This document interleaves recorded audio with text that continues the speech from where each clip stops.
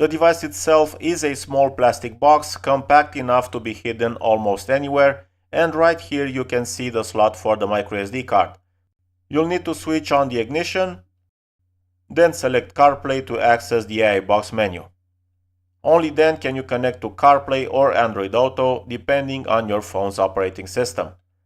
Next, enable Wi-Fi and Bluetooth on your smartphone and pair Bluetooth with the smart AI box.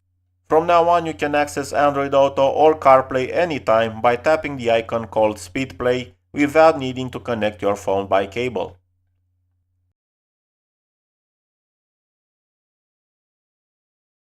Those of you familiar with Android Auto or CarPlay note that the last used apps launch immediately after connecting, so in my case, Waze and Spotify were already running. Here's the app menu.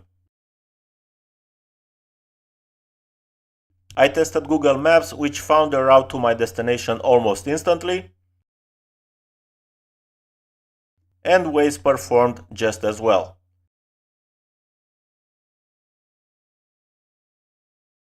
Let's search for some no copyright music to check the sound quality.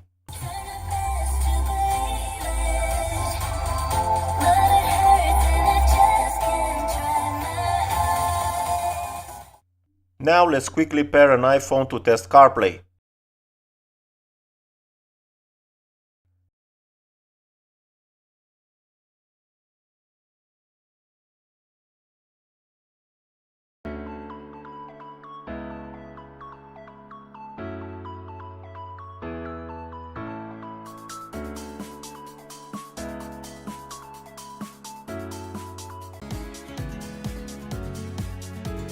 To run apps directly on the AI box, you'll need an internet connection, so I'll activate the hotspot, and from the AI box settings, I connect to my phone.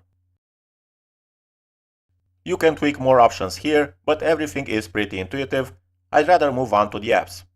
Replacing shortcuts on the home screen works just like on a smartphone. Long press an icon and pick an app from the full list.